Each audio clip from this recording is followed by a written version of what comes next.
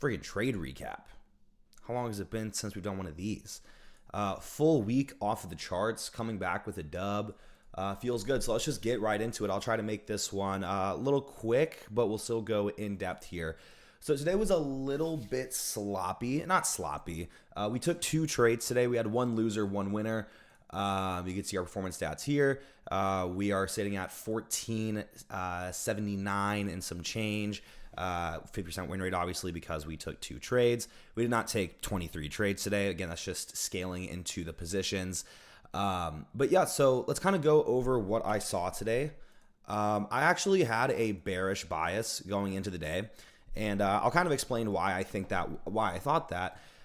First reason is overall on the 4-hour, we are incredible. It looks incredibly bearish. We're really selling off. Of course, we had the 4-hour change in the state. We continue selling off. We're running through all these lows, and we still have more generated sell side that I thought we might want to grab up.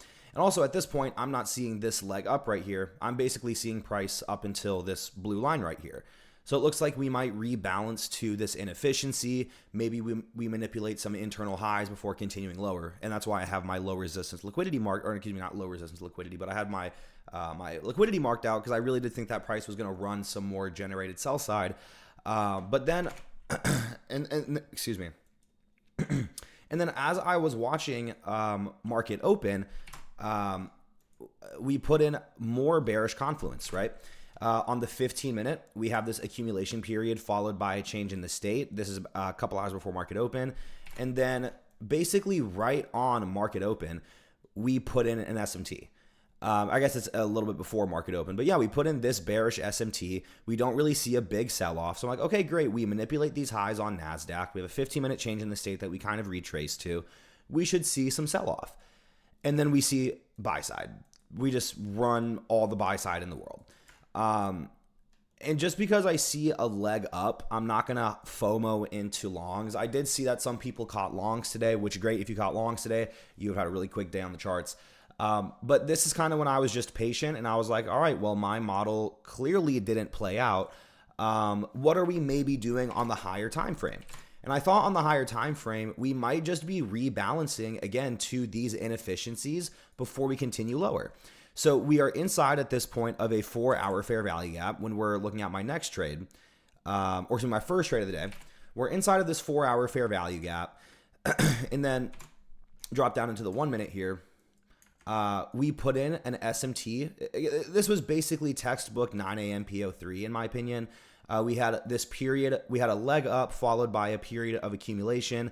ES manipulates, where are we at? ES takes these highs here. I guess I can zoom in to make it easier to see.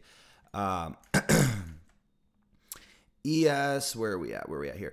ES takes all these highs right here. NASDAQ does not. NASDAQ fails to do so. And then as I'm watching the 1-minute chart, I see really, really strong displacement down. We run through all of these 1-minute fair value gaps. We get this doji candle, but then we continue to displace. So I entered on this candle right here. And then I just accumulated. And I was in this trade for about an hour, maybe a little bit longer, about 2 hours actually, before I eventually got stopped out.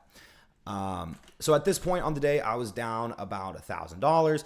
And I was like, wow, this really freaking sucks. Not really, I'm not thinking that. But I'm like, okay, let me see if anything else presents itself because I feel like that was the leg I was looking for. And I really did think that price still wanted to go lower because I felt like we were very overextended. And I wasn't really right. I did end up catching this move here, which I'll go over why I took this trade too, of course. So if we look on ES, where are we at? We're still inside of this 4-hour fair value gap that I talked about. Order flow, yes, was still pretty bullish, but we end up putting in an SMT at these highs here, as you can see. Again, period of accumulation. We manipulate these highs, and then I'm looking to see displacement out of this range because we have so much generated sell-side liquidity that I figured that we'd want to run. So I don't think this was an A+ setup. I ended up, again, taking a higher RR trade because of the fact that I was already down on the day. And I was like, I forgot to say this. I full ported basically. I lost $1,000 my first trade and I risked 1,000 on this trade. I didn't end up riding this all the way down. I think I ended up closing right around here. I manually closed it once we got close to my profit goal because this move happened pretty quickly. Wasn't really able to set my take profit properly. But yeah, again, this move is pretty simple. We just saw a period of accumulation. Then we saw displacement downwards. I waited for, somewhat of a retracement. Not really, but, I just basically waited to see how we were going to react to this imbalance here. Didn't really get a super bullish reaction from it. And then boom, murder she wrote. And those are the two trades that I took today. We are one winning day away from passing these combines. So that's pretty freaking exciting. I can't wait to drop the video where it's like, I haven't failed a combine in 3 months. Because that'd be true. When I pass these evals, I'm not even say if, it's when. When I pass these evals, I'm 25 for 25 on evals since June. Right? Since end of May, beginning of June-ish. But yeah, that's all I got. You guys stay safe on the charts tomorrow. Red Folder News Day. Wait till macro open at 9 a.m. to trade.